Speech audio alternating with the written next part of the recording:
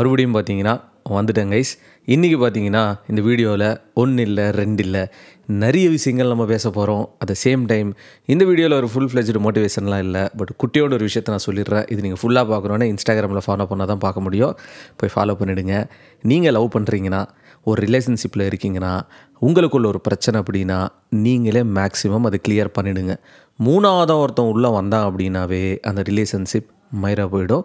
இது என்ன சொல்கிறதுனா ஒரு அனுபவத்தில் நான் சொல்கிறேன். முக்கியமாக இந்த மூணாவது ஒரு பர்சன் யாராக தெரியுமா இருப்பாங்க, ஒன்று கூட இருக்கிற அந்த பொண்ணுங்களோ இல்லை பசங்களோ, அப்படி இல்லைன்னா இந்த பாய் பெஸ்டி அப்படின்னு ஒரு கொடூரம் ஒன்று வரும். பார்த்துங்க, ஒரு அட்வைஸாக நான் சொல்கிறேன். மேக்ஸிமம் ஏதாவது பிரச்சனை இருந்ததுன்னா நீங்களே பார்த்தீங்கன்னா சால்வ் பண்ணிவிடுங்க. நம்ம டைரெக்டாக வீடியோக்குள்ளே போயிடலாம். இப்போ இந்த ஃபேக் ஓட்டர்ஸ், இந்த ஓட்டு போடுற விஷயமே பார்த்திங்கன்னா கலப்படமான ஒரு விஷயமாக மாறிடுச்சு. இதை நான் சொல்லலை, அஃபிஷியலாகவே பார்த்திங்கன்னா ரிப்போர்ட்லாம் கொடுத்துருக்காங்க. ஒவ்வொரு தொகுதியிலையும் பார்த்திங்கன்னா 4000 ஓட்டுகள், 5000 ஓட்டுகள், 6000 ஓட்டுகள் அப்படின்னு சொல்லிட்டு பார்த்திங்கன்னா ஃபேக்காக பண்ணியிருக்காங்க. இப்போது நம்மளோட ஓட்டர் லிஸ்ட்டு பார்த்திங்கன்னா மறுபடியும் ரீசெக் பண்ணுறாங்க. அதுக்கு தான் அந்த ஃபார்ம் ஒன்று இப்போ வெளியே வருது.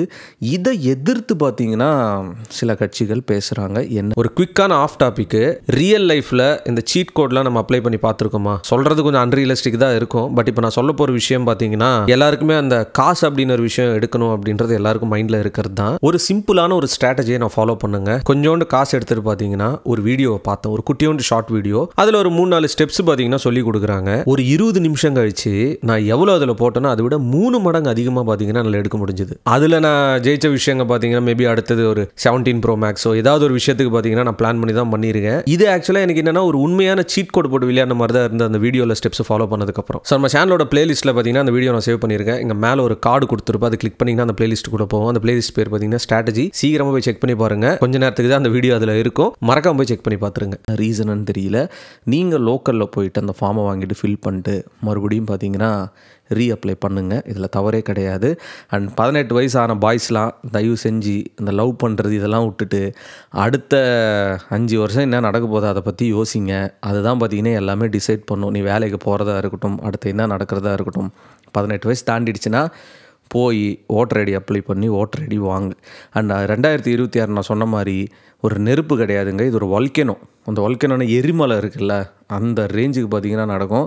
பர்சனல் அட்டாக்லாம் கண்டிப்பாக இருக்கும், அதில் எந்த ஒரு டவுட்டும் கிடையாது. சரி, ஓகே, ரைட்டு. ஜனநாயகன் அந்த ஃபஸ்ட்டு பார்ட்டே பார்த்திங்கன்னா 45 மில்லியன் வியூஸ் பார்த்திங்கன்னா வந்திருக்கு. இப்போ என்ன ஒரு விஷயம்னா, இந்த ஜனநாயகனுக்கு வந்த அந்த தளபதி கச்சேரி சாங்கோட வியூஸ்லாம் ஃபேக். அடே, எத்தனை வருஷத்துக்கு தான் இதே தாண்டா சொல்லுவீங்க? எத்தனை வருஷத்துக்கு சொல்லுவீங்க? இன்னும் 100 வருஷம் ஆயிடுச்சுன்னா கூட இதே தான் சொல்லுவீங்களா? என்னன்னா, யூடியூப்பில் ஒரு விஷயத்தை ரிலீஸ் பண்ணுறாங்கன்னா அது டக்குன்னு வைரல் ஆகுதுன்னா எது உண்மையான வியூஸு எது ஃபேக்கான வியூஸ்ன்னு சொல்லிட்டு யூடியூபே பார்த்திங்கன்னா டிசைட் பண்ணுறதுக்கு ஒரு டைம் ஆகும்.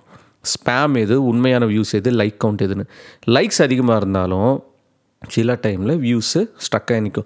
எனக்கு இல்லை இந்த மெர்சல் பைரவா இந்த டைமுக்கு எனக்கு ஞாபகம் வருது. அந்த டைமில் இதெல்லாம் நான் எக்ஸ்ப்ளனேஷன் கொடுத்து நிறைய இந்த கூகுள்லேருந்துலாம் எடுத்துலாம் நிறைய நான் வீடியோவே பண்ணியிருக்கேன். நான் ஒரு விஷயம் ரீச் ஆகுதுன்னா இதில் எதுக்கு போட்டி போகிறாமடா உங்களுக்கு? அசிங்கமாக இல்லையா உங்களுக்கு? ஏன்னா குழந்தைங்களா நீங்கள்?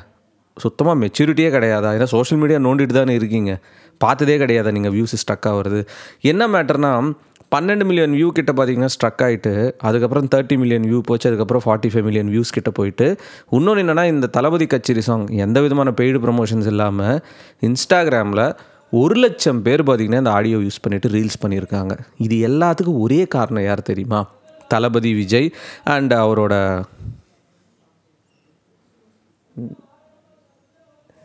இந்த டைமில் யாருன்னா காய்கறி விற்கிறீங்க? சரி, ஓகே, ரைட்டு.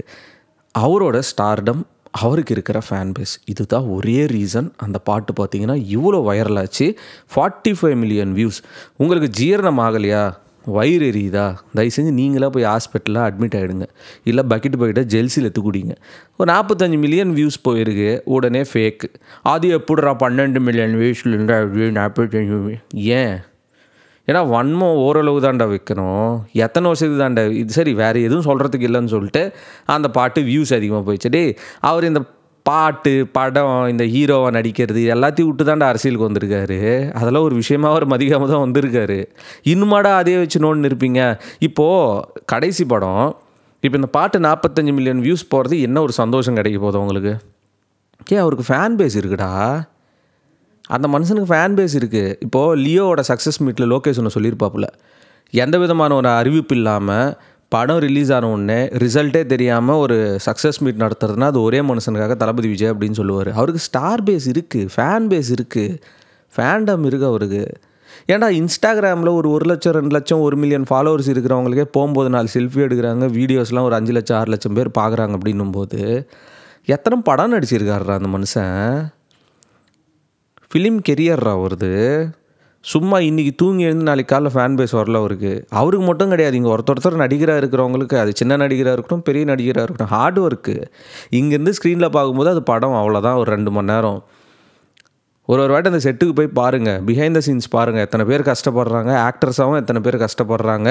அந்த ஆக்டிங் அப்படின்றது ஒரு ஒரு ஒரு ஒரு காம்ப்ளிகேட்டான ஒரு கலை. அது அவ்வளோ சீக்கிரம்லாம் வராது.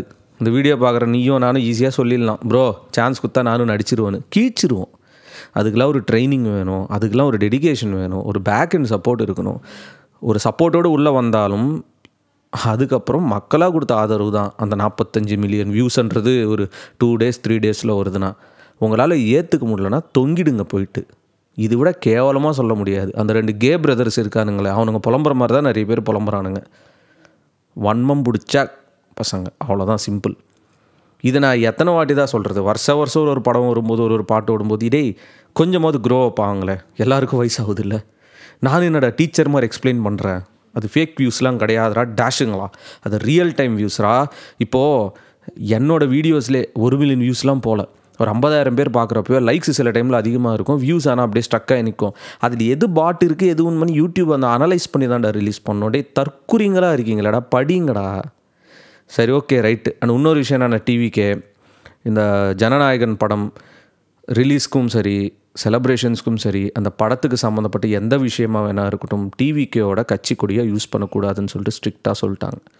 அதனால் தயவு செய்து யாரும் டிவிக்கேயோட கட்சி கொடியை யூஸ் பண்ண வேணாம். அவர் சொல்லிட்டாரு, அது செய்யுங்க. ஏன்னா இந்த டைமில் அந்த கட்சி கொடியை யூஸ் பண்ணிவிட்டு நெகட்டிவான பப்ளிசிட்டி பண்ணுறதுக்கு நிறைய பேர் இருப்பாங்க, வாண்டடாக பண்ணுறதுக்கு இருப்பாங்க.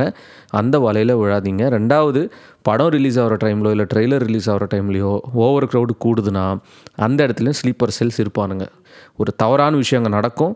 அதை நடக்கிறதுக்கு காரணம் டிவிக்கே தளபதி விஜய்னு சொல்லிட்டு முடிச்சுட்டு போயிடுவாங்க. அதனால் உஷாராக இருங்க. உங்கள் கண்ணுக்கு யாராவது சஸ்பீஷியஸாக தெரிஞ்சாங்கன்னா காது மேலே அடிங்க. அவ்வளோதான் சொல்லிட்டு இந்த வீடியோ முடிச்சுக்கிறேன் கைஸ். அண்டு நம்மளோட அடுத்த இண்டிபெண்டன்ட் சாங் ஃபியூ டேஸில் வரப்போகுது. அதுக்கான ப்ரோமோ ரெடி ஆகிட்டு இருக்குது. கொஞ்ச நாளில் அந்த ப்ரோமோ நம்ம சேனல்லே ரிலீஸ் பண்ண போகிறேன். It's gonna be extreme fun. பழையபடி மறுபடியும் ட்ராக்குக்கு வருவோம். Peace out and stay safe guys. Thalapathy கோடான கோடி ரசிகர்களின் என்றும் அறிவதி பிக் ஷாட் இவர் பிளாக் பஸ்டர் வந்த மகுமதி இக்னோர் நெகட்டிவ் வெட்ட சொன்ன தங்க தளபதி.